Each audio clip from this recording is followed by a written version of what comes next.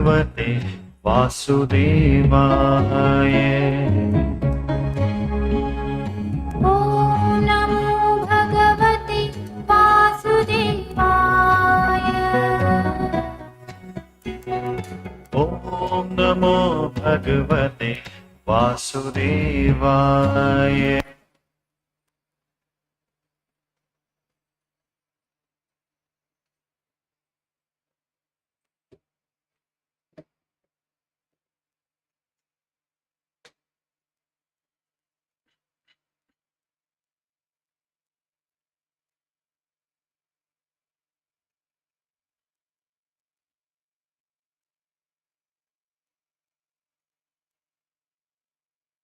सर्वे भवन्तु सुखिनः, सर्वे सन्तु निरामयाः, सर्वे भद्राणि पश्यन्तु, मा कश्चित् दुःखभाग् भवेत्। ॐ असतो मा सद्गमय, तमसो मा ज्योतिर्गमय, मृत्योर्मामृतङ्गमय। ॐ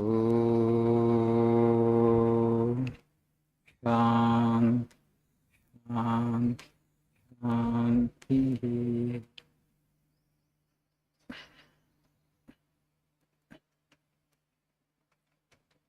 Good evening. Yes.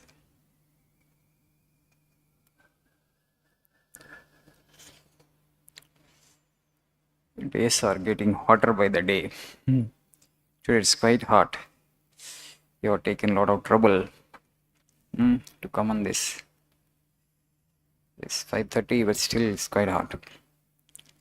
So anyway, we will make you free in very few days, maybe another 3 classes. You're done with the session. Right, please see page number 73.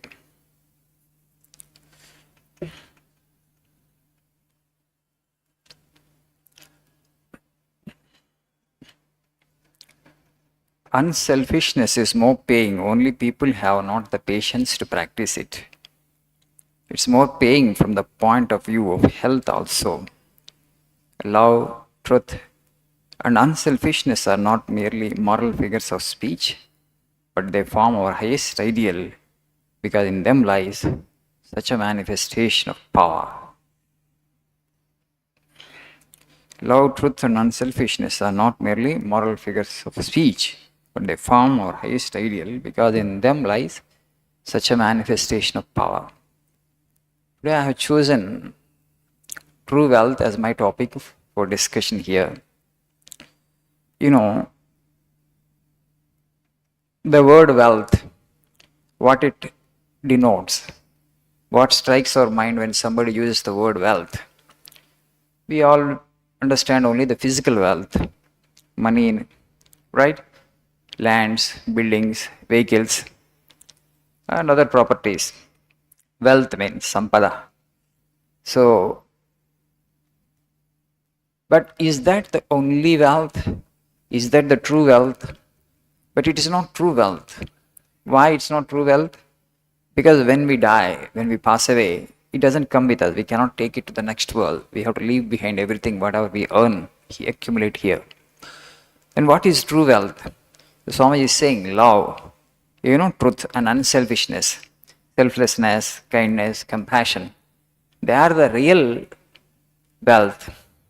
Albert Einstein liked one quotation. The quotation is, not everything that can be counted counts, and not everything that counts can be counted. I repeat the quote, not everything that can be counted counts, and not everything that counts can be counted. For example, money, properties, buildings, lands, we can measure them, jewelry. This cost this much, it's worth this much, we can tell. But they don't really count because they don't come with us when we die. We have to leave behind whatever this. Whereas love, kindness, compassion, honesty, integrity, truthfulness, all moral values, okay, they cannot be counted. You cannot say I have 1 lakh rupees of worth of love in my heart. You cannot say I have 2 lakh rupee worth of compassion or kindness in my heart. You cannot say I have 10 lakh worth of truthfulness in me. They are not countables as such, but they really count, because when you have these things, you will only do good action. You perform good actions. When you perform good actions, you will accumulate merit, and that merit comes with you to the next birth when you pass away. That's why that is the real wealth. Most of the times we don't understand that can be cultivated, because it doesn't take much effort also. It doesn't take much hard work. To earn money and physical properties, we have to work very hard and we have to compete with people. So all these things are there. We have to struggle and struggle. But these virtues we can accumulate, okay? We can cultivate them. But that is the real wealth.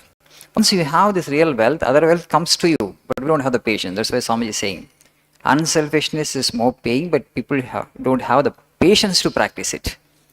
And even from a health point of view also, when you look at the incidence of disease today in the world, this is phenomenal, right? And that's why Swami is saying you ought to become a little unselfish even from a health point of view also. If you are unselfish, you will keep good health, good mental, psychological health and physical health. So that's very, very important. It is to help yourself only. Individuals who are extremely selfish, they tend to fall sick quickly, and then definitely they will contract diseases. So even from health point of view, physical and psychological health, you ought to become a little unselfish. That's why last time also I told you, how can I practice unselfishness? Every day, Sarve Bhavantu Sukhinaha. What is the prayer that he has said? There is a lot of suffering, there is a lot of misery in the world. Try to invoke the blessings of the Lord upon your fellow human beings if you have real concern. You and I cannot help the world much. How much we can help? We are struggling to actually make both ends meet. We are struggling for our own needs. We are not in a position to help anybody in that way. But only God can help. But you can invoke the blessings of the Lord upon all others. Okay? ప్రతిరోజు కూడా కొంత నిస్వార్థంగా ప్రార్థన చేయండి, లోకమంతా సుఖంగా ఉండాలి, సంతోషంగా ఉండాలి అని చెప్పి. తద్వారా actually your heart expands and you will be benefited and the world will be benefited, because you have said an unselfish prayer that reaches God automatically, and God will confer his blessings upon somebody else because of your prayer, because you have intervened on behalf of somebody else. I just want to share an incident actually that happened in Mata Amrutanandamayi's life. Okay, you might have heard Mata Amrutanandamayi's name. Vinnara peru? Suna? Nambi nai suna? Great people. She is a spiritual genius. Okay, her headquarters is in Kollam, Kerala. She runs huge education institutions and medical institutions. 7th class pass lady. She cannot speak any language other than Malayalam. Just Google, after going back home, just Google Mata Amrutanandamayi. Okay, you will get what she is, what she has done, what is her work, and how many followers she has across the globe, across many countries. Regularly she goes, but nowadays she is not going. She is called Hugging Mother in the West. Hugging Mother. She just sits for 20 hours and hugs whoever goes to her for blessings. Small, old, everybody, men, women, across the genders, across all ages of all groups of people of all countries. So much of love. 20 hours she just sits like that and keeps on hugging whoever goes her, and just whispers this word in the ears, Amma Kutti, you are mother's child, you are a mother's child. Last time I told Holy Mother said that whenever you are in distress, think that I have a mother. Whenever you are in distress, think that I have a mother. She said, and she is also so that demonstration of that motherly love. Divine Mother, in fact, actually, an exceptional, degree of love she is radiating. That's why so many people get attracted towards her. So many are coming from other countries also. In her life, an incident happened. Once she had gone to a foreign country, probably a country in Europe, because the country's name was not mentioned there. There are many devotees coming and visiting her, seeing her and taking her blessings. One of the devotees who came near her, suffering from cerebral palsy. He came in a wheelchair. They brought him in a wheelchair. And then he wanted to ask something to mother, and mother encouraged him, you ask my child, what do you want? And the person had asked, surprisingly, what did he ask?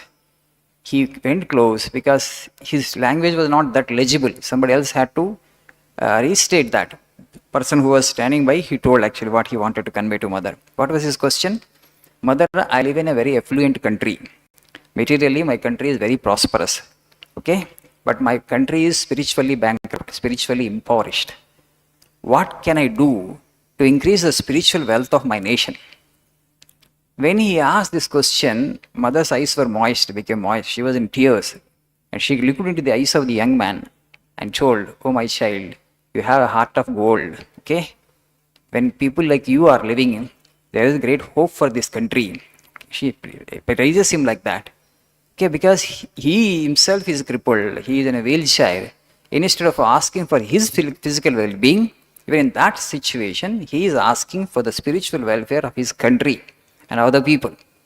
And that selfless love, actually, mother told later on that because the person is so happy and joyful in spite of all the physical suffering, but he said because of that selfless love, the person is very joyful and very, smiling and cheerful all the time.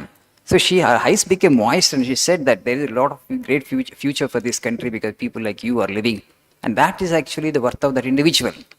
Outwardly మనం తీసుకుంటే ఏముంది, ఆయనకి ఏం లేదు, పాపం physically is crippled, is wheelchair bound, but the heart is full of love and full of selfless love for fellow human beings. And the mother was very, very impressed with the question of the child. And people around thought actually he would ask mother, for that relief from that physical suffering.